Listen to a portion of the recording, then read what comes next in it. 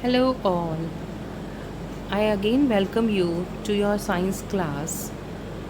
We were studying our new lesson that is changes around us.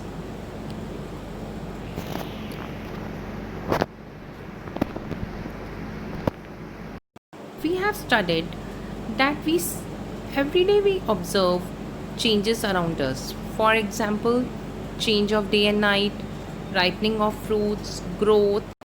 So, physical changes are those changes that can be reversible or irreversible. But chemical changes are those changes which are permanent or irreversible change. जो change हम वापस reversible भी होते हैं और irreversible भी होते हैं physical changes. But chemical changes वो हैं जो एक बार चेंज हो गया that can not be reversed. Okay, and in this properties of the substance do not change in physical changes, and in chemical changes their properties change. Now, for example, when you heat a milk, you can again cool it. It is a physical process, the physical change. And if you freeze water, if you melt wax, if you tear a paper, these are all physical changes. In these few changes reversible हैं और कई changes irreversible हैं. Next, in chemical changes, burning of paper, wood, cooking of food, rusting of iron, इसमें chemical reaction हो रहा है. Milk से पनीर बनाया और इसमें जो भी न्यू सब्सटेंस बन रहा है, मिल्क था उससे पनीर बना तो उसकी प्रॉपर्टी डिफरेंट होगी. पेपर को बर्न किया, ऐश बन गई. फूड को कुक किया, पहले रॉ था. तो ये सब चीज़ें प्रॉपर्टीज़ में जो इसके प्रोडक्ट जो बन रहे हैं उसमें प्रॉपर्टीज़ में चेंज आता है. Now we come to most important difference between physical and chemical change, that is change in which no new substance is formed. ऐसा change जिसके अंदर कोई भी न्यू सब्सटेंस नहीं बनता है is a physical change. But in chemical change जो एक न्यू सब्सटेंस का फॉर्मेशन होता है जिसकी प्रॉपर्टीज़ पुराने सब्सटेंस से बिल्कुल डिफरेंट होती है. Like bud to flower. Bud कली है, ठीक है, और जब वो पूरा प्रॉपर ग्रो कर जाती है तो it is converted into flower. तो दोनों की प्रॉपर्टीज़ बिल्कुल डिफरेंट है. Rusting of iron is also an example of chemical change. अब क्या होता है कि जब आयरन को जंग लग जाती है तब उसकी प्रॉपर्टीज़ बिल्कुल चेंज हो जाती हैं. There is a chemical reaction and that is an example of chemical change.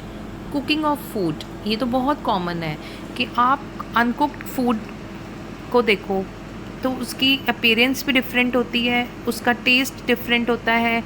और when you cook that food तो उसकी अपीयरेंस देखने में भी वो चेंज लगता है, उसके टेस्ट भी चेंज हो जाता है. तो these are all examples of chemical change. तो केमिकल चेंज वो चेंजेस हो गए जिसमें एक न्यू सब्सटेंस फॉर्म होता है and they are permanent and irreversible change. और जो न्यू सब्सटेंस बनता है उसकी प्रॉपर्टीज़ डिफरेंट होती हैं. और फिज़िकल चेंजेस वो चेंजेस हैं जिसमें कोई न्यू सब्सटेंस नहीं बनता, that can be reversible, can be reversible, और इनकी प्रॉपर्टीज़ सब्सटेंस की चेंज नहीं होती हैं. Burning of a candle. Burning of a candle is often considered as a physical change. वैसे अगर देखा जाए तो ये फिज़िकल चेंज हमें लगता है, बट अगर हम इसको साइंटिफिक रीज़न से देखें तो it is both physical and chemical change. अब देखो होता क्या है कि when you burn a candle तो वैक्स मेल्ट होती है, आप उसको वापस से सॉलिडिफाई कर सकते हो and you can reshape it into a candle. But ऐसा नहीं है, there is a chemical reaction also take place. क्या होता है, जो मोल्टन वैक्स होती है या मेल्टेड वैक्स होती है, it vaporises near the candle flame. Candle flame के पास वो वेपर्स के फॉर्म में हो जाती है ड्यू टू हीट. एंड जब ये वेपर्स वैक्स के बर्न होते हैं they produce a new substance which is carbon dioxide, water vapor, heat and light. So it is also a chemical change. So thus when a candle burns, both physical and chemical changes occur. So melting of wax is a physical change and a burning of wax is a chemical change. Now next is expansion and contraction of substances. An increase in size of an object on heating is expansion. A decrease in size of an object on cooling is a contraction. Okay, expansion and contraction ये words आप लोगों ने सुने होंगे.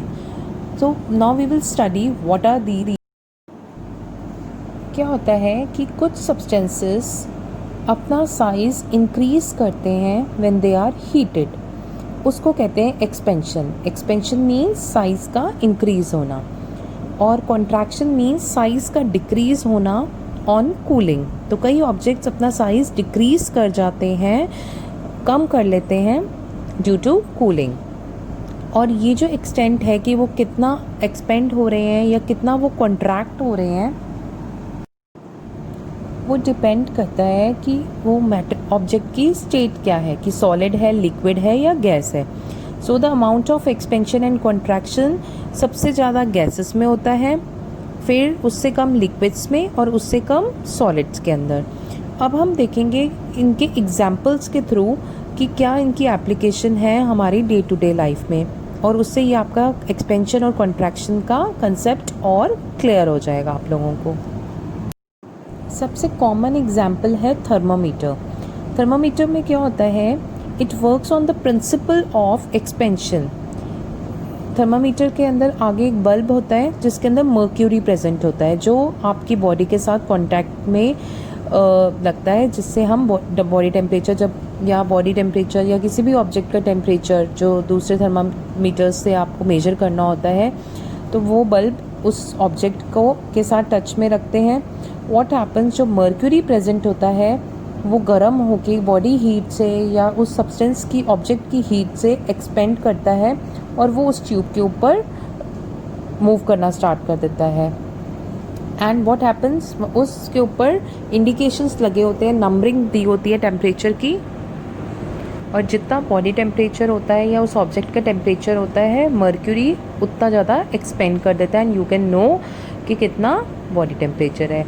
Next example is metal RIMS can be fitted on a wooden wheel. आपने देखा होगा wheels के ऊपर मेटल की रिम फिट की जाती है, उस पर भी एक्सपेंशन और कॉन्ट्रैक्शन का होता है कंसेप्ट. इसमें क्या करते हैं कि मेटल रिम को हीट करते हैं. On heating what happens, metal rim expand करती है and easily slips over wooden wheel, and then they on cooling the metal rim contracts and it fits tightly on the wheel. So and on this principle we can also use, it is used to fix handle ring part of metal tools. Firstly they are heated and on heating they are expanded, and then after that they are cooled, and on cooling the ring part contracts and they regain their original shape. So in this way wooden handle fixes tightly into the ring. There are some more examples. Metals such as gold, iron, they are softened on heating. They are molded, beaten into different shapes. So with this we have finished with this chapter. Thank you.